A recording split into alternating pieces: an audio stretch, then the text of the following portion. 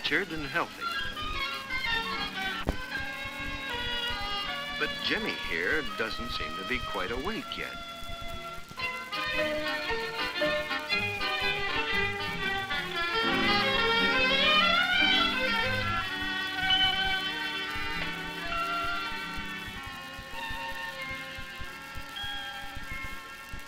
Freddy seems to be smart, too. Yes, he's right on his toes, our boy Fred.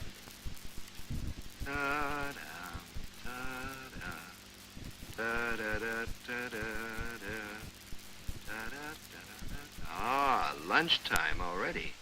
In Northton, many of the children have further to go to school than children in bigger towns, so they bring their lunches. When all the desks are put together to form 2 long tables, it's just like a big banquet, and it's lots of fun. During the noon hour, the teacher, Miss Barnes, has a chance to know the children better. Today, they're talking about what they like to have for lunch. Freddy looks as though he has a good appetite. Perhaps that's our first clue to his good health. The right kind of food. Bobby here drinks pop every lunch period, and he's very fond of cake. And Vera nearly always has jam sandwiches. But I wonder if they will give as much lasting nourishment as this hard-cooked egg, whole wheat bread, milk, and fruit. Maybe Jim doesn't eat the right kind of foods. Perhaps that's why he doesn't have as much pep as Freddy. Miss Barnes has an idea that the children might eat more health-giving foods if they could see the real importance of nutrition. So, a few days later, the class begins a special project during the health period. Miss Barnes gets 6 baby white rats, all equally active and healthy, to demonstrate her point. Of course, the children are greatly interested in the idea. They've decided to feed the rats on 2 different diets for a period of 4 weeks. Rats are used because they eat the same foods as humans and show the same effects of both good and poor nutrition. Because they grow so quickly, these baby rats will show these effects in a few weeks.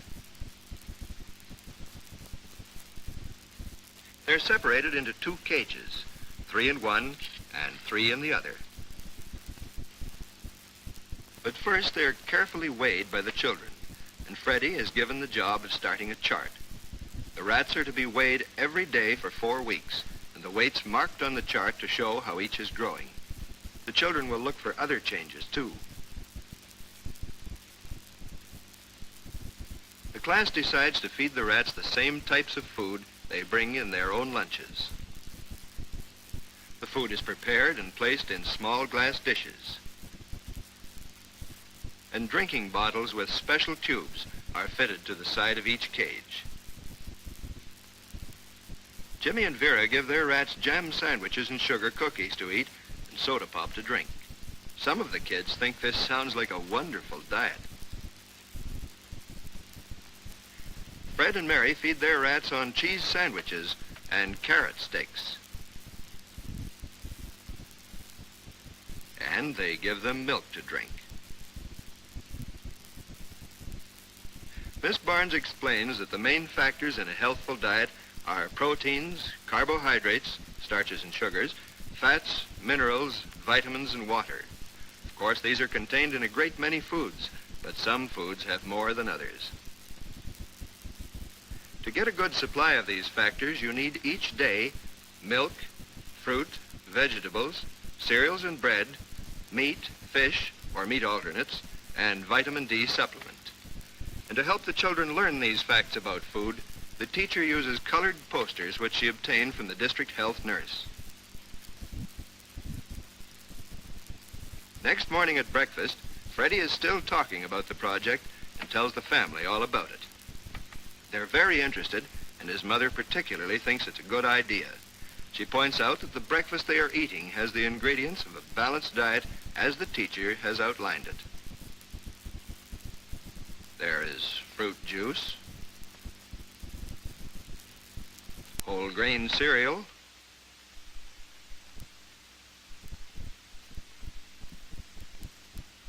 eggs,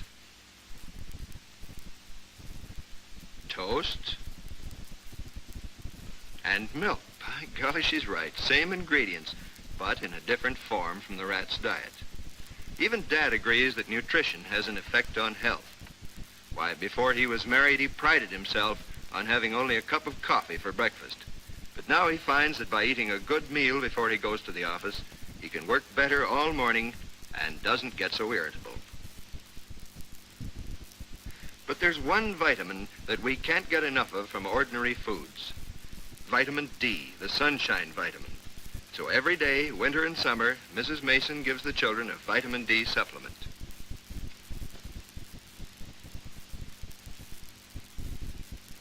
Breakfast time is a rush in any household of school children, but by doing a little planning the night before, Fred's mother manages to get the boys off on time and well fed into the bargain.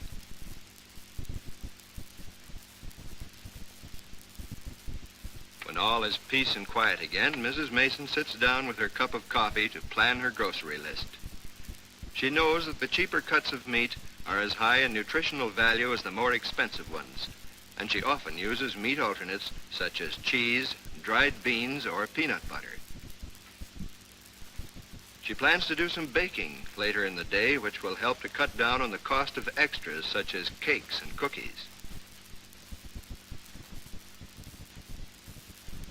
Mrs. Mason does her shopping herself rather than over the phone. This way she sees exactly what she is getting for her money.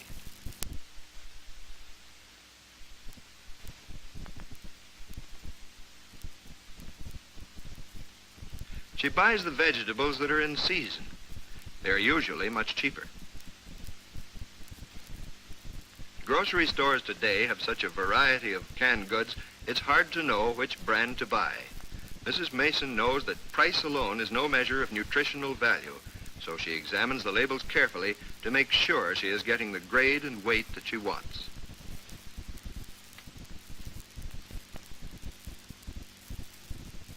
Any one of the brands of skim milk powder can be used for baking or in sauces and soups. The children drink it too, especially if it's chilled beforehand. From the great variety of cereals on the market, she chooses the whole grain varieties and buys them in the large packages for economy.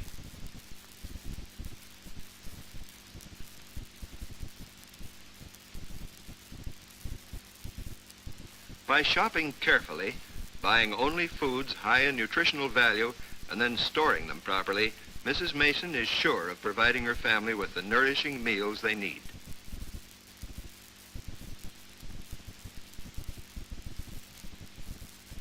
Let's look in on the health period at Freddy's school 4 weeks later and see what has happened to the rats.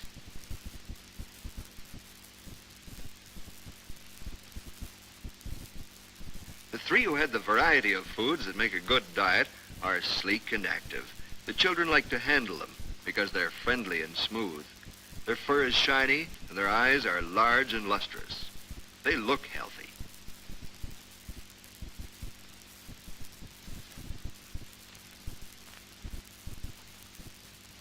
Now look at the other rats, the ones who had nothing but sugar cookies, jam sandwiches, and soft drinks. They haven't grown like the others, and they haven't the same personalities or appearance. In fact, there are now only 2, as one died of malnutrition. They are hungry, and yet they don't finish their food. They seem to know that it will not satisfy their needs for energy and growth. See how bad-tempered and irritable they are. Notice their small, greedy eyes and scrawny fur. But the other rats on the well-balanced diet eat up their food each day and are good-natured and healthy-looking.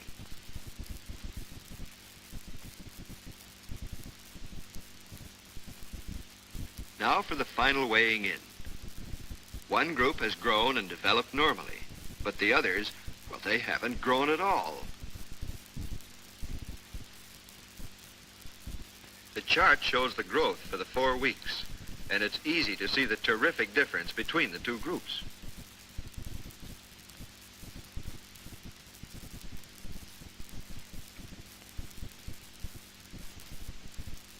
The final outcome of the demonstration can be seen more vividly when the rats are placed side by side. Although they were the same size and weight 4 weeks ago, Those fed on the balanced diet have grown healthy and strong, but the others fed on the poor selection of foods have actually lost weight and have become weak and scruffy.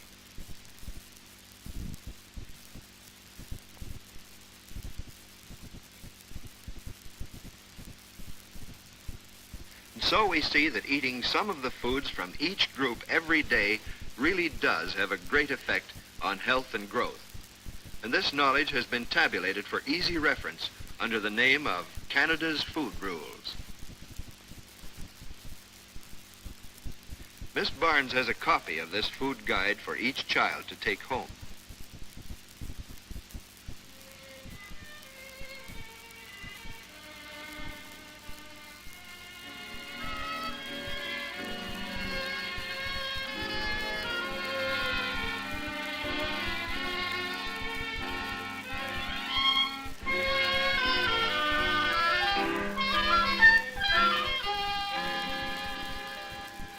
Like most 10-year-olds, Freddy is anxious to pass on his newfound knowledge to someone. So as soon as he gets home, he tells his mother all about Canada's food rules. Of course, Mrs. Mason knows already what is good for her family, but it's awfully easy to get into the habit of giving them what they like best and forgetting to watch nutritional values each day. It's not just one meal, but each day's whole menu that counts. Oh, well, that was last year's calendar anyway. She puts the rules inside the cupboard door where they will be easy to see. Uh-oh, what will cookies do to your diet? Well, we might as well admit that children like cookies. And actually they need snacks to give energy for all their activity and growth. So Mrs. Mason lets them have some cookies and gives them each a glass of milk. This should keep them going until the next meal, but there'll be no more cookies later, too close to mealtime. Well, Freddy's mother knows just what he should eat. And those 5 kinds of food allow lots of variety. Let's take a closer look at those food rules. Milk. For Freddy, who is under 12, at least 1 pint a day. He can drink it by the glass, have it in his soup, eat it in a casserole dish, take it as ice cream, or as a milk pudding. Fruit. 1 serving of citrus fruit, tomatoes, or vitaminized apple juice.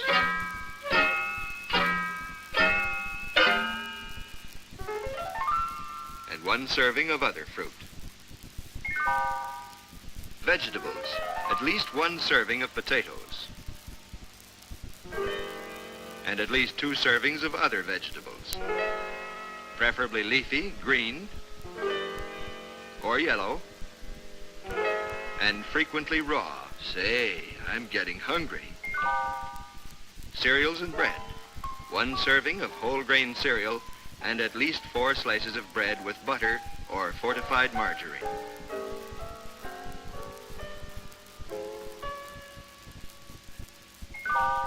Meat and fish. 1 serving of meat, fish, poultry, or meat alternates. In addition to these, eggs and cheese should be eaten at least 3 times a week each. Use liver frequently, and don't forget the vitamin D supplement in either capsule, oil, or concentrate form. With all these foods to choose from, it shouldn't be difficult to get plenty of variety. And if Mrs. Mason remembers to give her children some from each of these groups every day, she will be, as they say, on the beam. Sure enough, she's giving them liver for supper. I'll bet she knew we were going to talk about Canada's food rules. Don't forget, it's the day's complete meals that count. Let's see what Freddy had to eat today. Breakfast. Citrus fruit, whole grain cereal, bacon, toast, milk. Good. Lunch. Raw vegetable, 4 slices of bread with cheese between, baked custard and milk. Afternoon snack. Milk and peanut butter cookies. Okay. Dinner. Liver, buttered carrots, baked potatoes, cabbage salad, milk, and for dessert, applesauce and gingerbread. Nice work, Mrs. Mason. You stuck to the rules. And Freddy certainly is a shining example of good food habits. And food habits include both what you eat and how you feel when you eat. The Masons have happy meal times. No one says, eat it because it's good for you. New foods are introduced early and a little at a time.